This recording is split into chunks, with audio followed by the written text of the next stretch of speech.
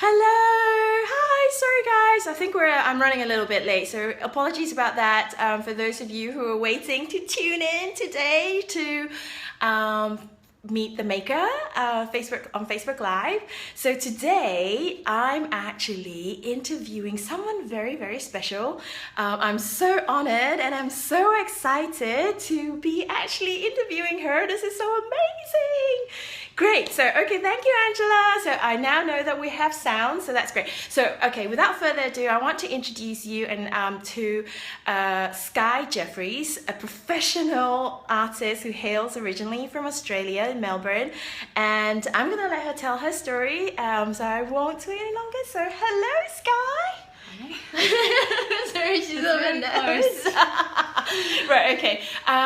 Do you want to tell us a little bit about yourself, like where you grew up, and how you ended up in Singapore, and how you ended up being an artist?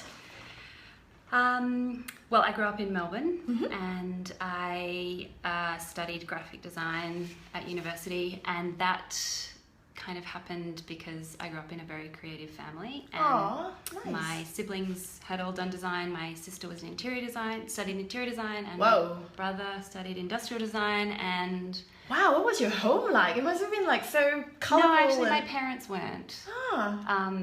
My parents weren't. Well, my mum was. She was really creative. She used to write poetry and stuff. Yeah.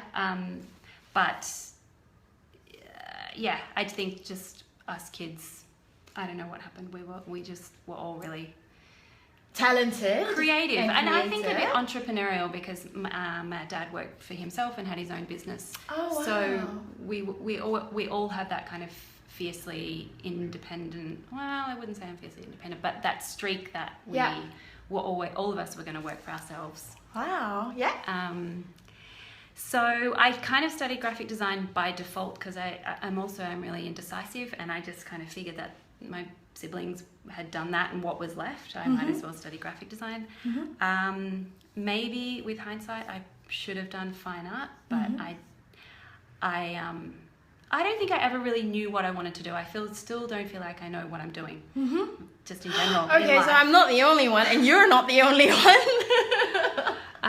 That's really is quite a relief to know, actually. Yeah, I'm really surprised by these people that are now with social media and everything. Like there's 20-year-olds that are doing incredible things, and I just have no idea how they knew so early on what they were good at.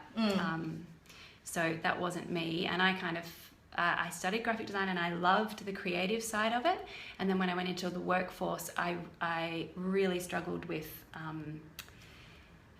the corporate side of it, with having to design to a brief and having to please the client. I always just wanted to do what I wanted to do.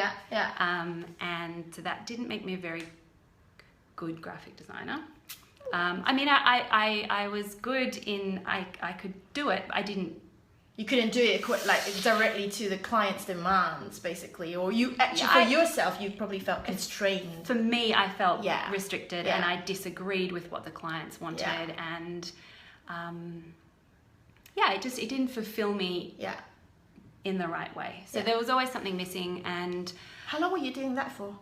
Well, I did it for 10 years. I worked as a graphic designer for 10 years. Wow. Oh, wow. Okay. Doing different things in publishing. I worked in magazines, and then I worked in design studios, and then I worked for myself because I was always, I guess I was just trying to work out where I fitted in. And eventually decided to work for myself and start my own graphic design business, and that kind of fulfilled that need to do my own thing. But at the same time, I also just felt like it didn't have any meaning. And that's not to put down graphic design. I think it has meaning, but for me, for me it didn't. So I started. I wanted to do something else. Essentially, you start to light up. I don't know where to look. Just look at me. Look at the screen. Don't worry about the camera. Okay. So I started an art exhibition, actually. Probably that was 2008, where I was really unhappy with graphic design. My mum had gotten really sick in my final year of uni and got very sick very quickly, and she went into a coma, and when she came out of it, she has an acquired brain injury. So when I was kind of like wondering what was the meaning of everything, I thought maybe I'll just put on an art exhibition to raise awareness and money for acquired brain injury, because that was obviously the cause closest to my heart. So wow, okay. So you just put up an art exhibition. Yeah. Wow. I love it. Yeah, it was great. It was really fantastic. successful, and we raised about 30 grand. Whoa, wow. And I selling your art pieces? Well, I actually didn't make I didn't contribute any art. I asked other artists and designers to submit artworks. That's a great idea. And we had artists and illustrators and photographers, but we also had I also invited people who had brain injuries. Oh wow! To participate. That's amazing. It was a really big job. Yeah, okay, I can imagine. And after I did that, that was kind of, I guess that was my way of just teetering around the edges of art, and not like knowing that's what I wanted to do, but not really feeling like I could. But that was where it started. And then after that, I enrolled in a grad cert in visual art at the VCA in Melbourne, and started painting. That's when I really started painting a lot. And yeah, and then I got pregnant, and then we moved interstate to Canberra, and we had a few years there, and then we moved to Singapore. And 2 years ago? Yeah, well, 2.5 years ago in Singapore. And I've just painted ever since, and had solo shows in Canberra and in Melbourne, and I just had my first solo show in Singapore. Which was amazing. And how many pieces of, how many paintings do you have up at your exhibition in Singapore? 7. Wow. Yeah, so That's it was a lot. It was great, and the opening was great. Yeah. And yeah. That's amazing. What a really cool story. Now, we're currently in Skye's art studio, but it's looking a little bare, mainly because all her art pieces are at the exhibition. Where is the exhibition held? At the Australian High Commission. Oh, and how long is it going on until? Or when does it go until? It's on until the 7th of November. Right, okay, so if you want to see her art pieces, you have to go to the Australian High Commission in Singapore, and you can see, or you can check out her Facebook page or Instagram, right? My Instagram, probably, yeah. Yeah, there's a few pieces of your art on Instagram, actually. I checked you out. Yeah. Okay, but what I'm really kind of more intrigued to hear about, and I'm sure you are, is how you create your art, because I really love the story about, I think it was on one of your Instagram posts where you talk about, because you do abstract art, and you talk about how you actually, start with one perspective, and then once you think you get there, you actually turn the art piece the other way around to start all over again. And I think for someone like me who doesn't really understand abstract art, I find that so fascinating, because I don't know how to appreciate abstract art. I'm only starting to learn to do that. And I think there's this general assumption or thinking out there that abstract art's just, someone splashing blobs of paint and then calling it art. So can you talk us a little bit through that process? Because I think it's just so fascinating. Sure. First I should say I think my dad agrees with you. My dad thinks that I'm just splashing paint around him. I actually overheard him at one of my exhibitions say, someone said, "Oh, it's so great, the work is so beautiful." Yeah. And I think my dad said something like, "Oh, I've got no idea what it's about. I don't really understand what she does." So awesome, thanks for the support. At least your dad says something. My dad doesn't say anything at all. At least he was there. Yes, exactly. He turned up. Yeah, all right. So I start on the floor, and I work quite currently, and have for the past however many years, worked quite big. Yeah. So when I start a painting, I start on the floor, usually on my hands and knees, and I use all of my brushes, all of the... I'm sure everyone here, so these are... Some of them, yeah. You can continue. Yeah, sorry. And I use all of my brushes and all of my colours, and it's very intuitive and energetic and spontaneous. And I build and build and build the layers. When the painting gets to a certain point, I might put it up on the wall, or I might rotate it, and I just look at it from a different perspective. And there's a point with each artwork that it's kind of a process. So at the start, it feels like it's very much driven by me and by what I'm experiencing. And then the painting starts to take on a life of its own. And it kind of tells me where I need to make marks and where I need to put colours. Wow, yeah. And I get that. then as it develops further, I then feel that I'm refining it at the very end. Yeah. It starts to take shape and I feel like I can finish it. That is so cool. And do you actually sketch, like do any sketches before you start? Do you have a vision of what it should look like? No. How do you start? How do you just start? It's an interesting question because I actually try to not know what I want the painting to be about or what I want it to look like, and that not knowing how the painting is going to turn out encourages me to keep working or encourages me to keep pushing the painting further and further. If I ever have an idea in my mind of kind of maybe what I want it to be, it never works. So it's this constant kind of battle of thinking I know how it's going to turn out and then trying to ignore that and allow the creative process to just happen. I get that. Well, okay, I get that because I'm starting to learn that as an artist myself. But I read somewhere, actually I came across a quote somewhere where it says, artists are the best people who can cope with the unknown, because it's part of the process. And just listening to what you're saying, that sounds so true. It's being comfortable with the unknown, which a lot of us people in normal life are not comfortable with, are so afraid of. And it's taking that step into the unknown that's really scary. So do you actually have these fears at the beginning of the process? I actually think my painting explores the unknown in life because I actually don't think I'm very good at not knowing. I don't like being in limbo. I don't know so interesting. if this is going to work out, or if how long we're going to be in Singapore, or if like the unknown. Yeah, and your studio is so neat. It's so tidy. Oh my God, it's so organized. Yeah, well, I'm not normally. It's just because my exhibition is over and my husband made me clean up. So,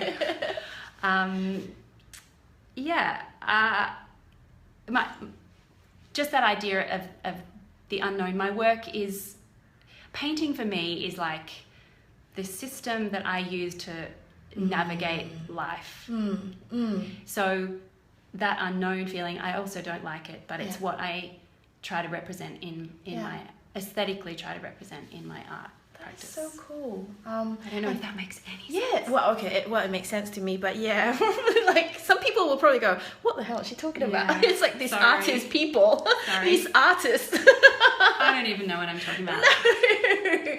I get you. I totally get you. Cool. Because for me, because I started with children art, and currently I'm creating an adult section, going more into the whole contemporary art, and it's actually a very difficult process for me because I start off thinking it will, this is what it looked like, and then it's just very, very quickly becomes very unknown, and I'll just let the painting guide me and tell me what colors to put on it and stuff like that. So I totally hear you. So it's just a very interesting process that's difficult to explain to someone else.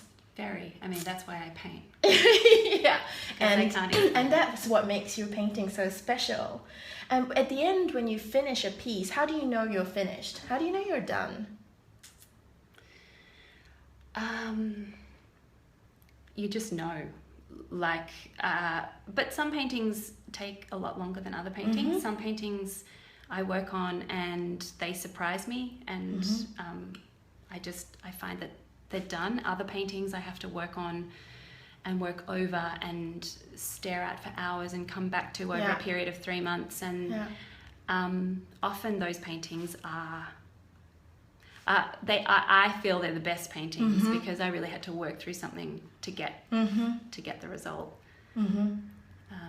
Oh, I don't feel so bad now. Yeah. Because I take ages. Yeah. I'm so slow. But yeah, it's like, sometimes it just takes a lot longer. Right, okay, so I'm just conscious of time. Do you have, I always like to, so I'm going to wrap up the interview now. Okay. I always want to, so do you actually, what are you up to next? What's your next project, or what are you up to? Do you want to share with us what you're doing next after your exhibition? Yes. Well, I'm going to challenge myself a little bit, actually. I really want to start working a bit smaller. So my current works in the show are around 1.2 meters by 1.5. Wow. And I feel that my work really lends itself to being big. And I cover the whole canvas, and I kind of work in a way that there's no edge to the painting. It doesn't have a finish. It kind of just, it could keep going outside the picture plane, and I really just want to challenge myself to work small, and I don't know if that is going to be successful or not, but yeah, I'm talking to a gallery about doing some smaller works for them, and so we'll see. Oh, that'll be interesting. Something I've kind of noticed or realized when I talked to a couple of gallery owners, saying they actually say that in Singapore, especially because the houses are a lot smaller here, the bigger paintings can be more difficult to sell. So small paintings have a value to them as well, because some people, they want to buy original paintings, but they just don't have the space to have these big paintings. So so I can see, but it will be a whole different challenge in itself, of course. Yeah, it's a little bit scary. Oh wow, okay. Well, we're gonna stay tuned, and to find out more about Skye, you can I've put in her blog. You have a blog, right, that you keep up to? I don't keep it up to date very well, no, okay. But it's online. Yeah, but that's where you can find email me updates. Or Instagram. Yeah, I'm not very good at the technical side of things. Yeah, I just like painting. That's okay. That's why you have people like people like us to help you put your news out there. That's right. Okay, so I always like to wrap up with a message from the artist or creative, the person I'm interviewing. What would you say to the person out there in order to live the life you love? What's your message to them? Like what's the one thing that you would advise them to do? I don't really feel qualified to advise anyone on how to live their life. Just to live the life you love. How do you follow your dreams, or to live your life that you love? That is a really hard question. I don't know. It's different for everyone. How did you do it?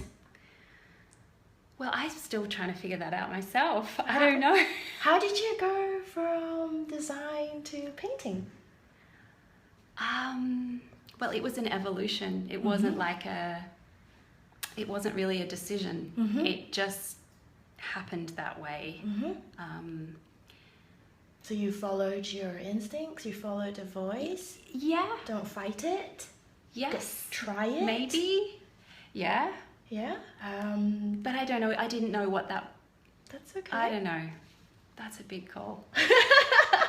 It's okay, but I think it's because you made that change, and you were in design for 10 years, and you were not totally happy. No. And you then decided to study fine arts because it was always your interest. Yeah. When you were younger, and you decided to study and just take it up and then see where it would bring you. Yeah. So... You say it better than me. You can do this. So follow your heart, listen to that inner voice, don't fight it. Don't fight it. Yeah. And last but not least, it's actually Skye's birthday today. So we all want to say happy birthday. Thanks.